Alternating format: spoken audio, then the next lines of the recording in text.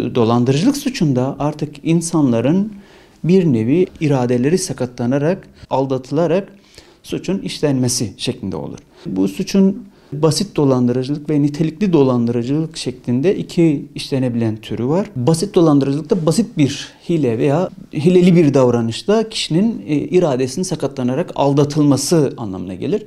Nitelikli dolandırıcılık ise kamu kurum ve kuruluşları kullanarak, kendisini kamu görevlisi olarak tanıtarak, banka, kredi, kurum ve kuruluşları kullanılarak belirli bir takım vasıfları ve nitelikleri var. Kredi kartı, banka kartı, bilgileri kopyalanarak veya kredi kuruluşlarının aracı kılınarak işlenen dolandırıcılık suçu son dönemde özellikle çok artık yaygın hale gelen bir suç olmaya başladı. Bu suçun işlenmesindeki temel bir takım sebepler vardır. Bunlardan bir tanesi kişisel verilere gereken önemin verilmemesi. Özellikle de kurumların, kuruluşların topladıkları, bir şekilde elde ettikleri kişilerin verilerini satmaları.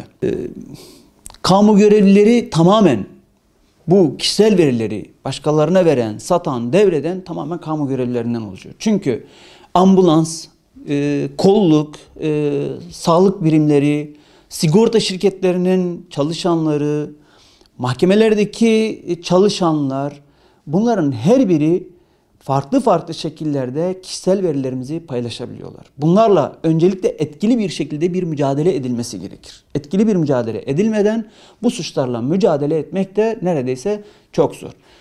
Bir alışveriş yaptınız, kredi kartınızla alışveriş yaptınız, kart bilgileriniz orada kopyalanabilir, çalınabilir. Özellikle dikkat etmekte fayda var. Eskiden 2010'lu yıllarda çok yaygındı o dönemlerde. İki cihaz yan yana konulur. Bir cihaz kart kopyalamak için kullanılır. İkinci cihazda iş yerindeki yapılan alışverişin bedelinin karttan çekilmesi için post cihazı olarak kullanılır. Tam post cihazına benzeyen cihazlar uzun bir süre kullanıldı, yoğun bir şekilde kullanıldı ve çok sayıda kişi mağdur edildi. Dolandırıcıların kullandığı bir yöntem. Ben yanlışlıkla sizin hesabınıza para yatırdım. İade edebilmem için şu kadar para göndermeniz gerekir şeklinde para istenir. Veya faturanız yatırılır. Faturanızı yatırırlar. Rastgele 200 liralık bir faturanızı yatırırlar, sizi ararlar. Siz onlarla inanarak tabii bakıyorsunuz gerçekten faturanız yatırılmış. Faturayı ödüyorsunuz. Akabinde de bu sefer kişiler de ben yanlışlıkla falanca kişinin faturasını yatırmışım deyip kurumdan da iadesini sağlıyorlar. Şimdi 200, 500, 300 liralık meblağlar olduğu için kimse de bunun peşine düşmek istemiyor.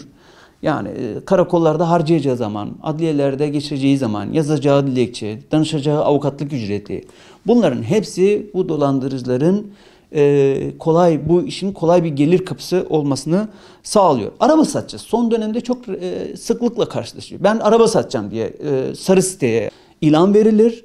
Siz araba biraz da uygun fiyata satılır gibi yapılır. Pazarlıklar vesaire sonrasından tam anlaşmışsınız. Arabayı satmak için sizden öncelikle kapora istenir. Arabayı kaçırmamak için kaporayı gönderiyorsunuz. Akabinde bir daha sizin telefonunuza cevap vermiyor. Bir de arabayı satın aldığınızı düşünerek yapılan bir dolandırıcılık var. Nasıl oluyor? Notere gidiyorsunuz. Yine ilanda gördüğünüz bir arabayla ilgili iletişime geçiyorsunuz.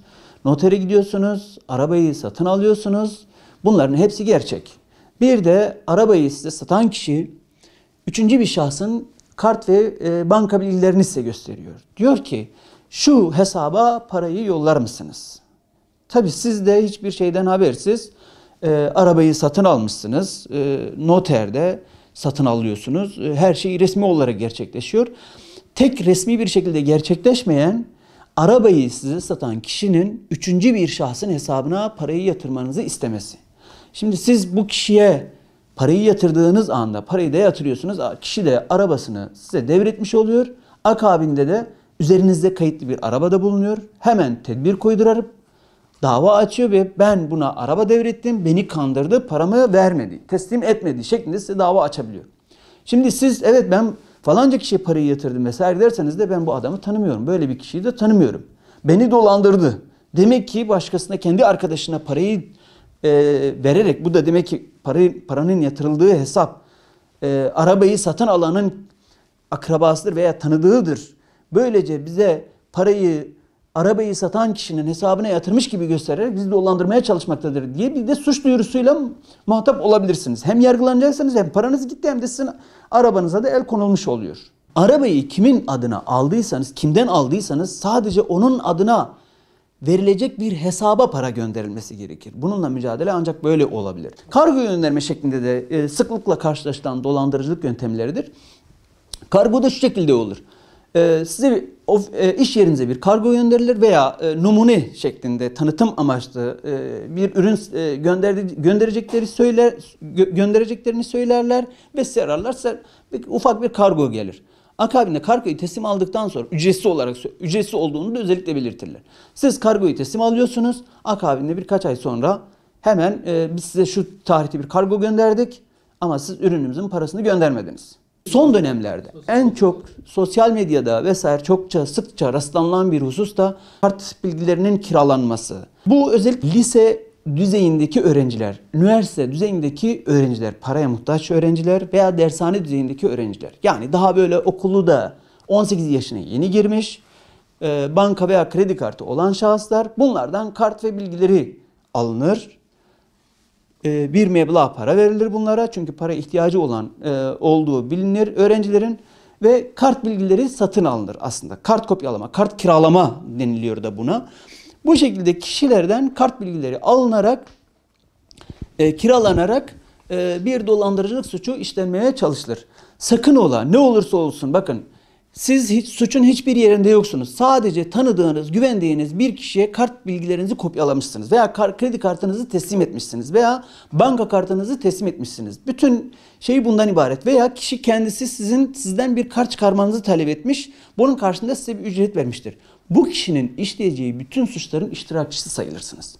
Kendinizi de asla ve asla aklama imkanını da bulamayacaksınız. Mahkemelerde de asla ve asla dinlenmiyorsunuz. Neden? Çünkü kısa bir ücret almışsınız. Çünkü bilgilerinizi kişiye vermişsiniz ve sizin bilgileriniz kullanılarak, sizin kart bilgileriniz kullanılarak bu suç işlendiği için siz de suçun iştiraklarından sayılıyorsunuz. Dolayısıyla her ne olursa olsun, kim olursa olsun, şahsi bilgilerinizi, şahsi verilerinizi en yakın arkadaşınız dahil hiç kimseyle paylaşmamanız gerekir.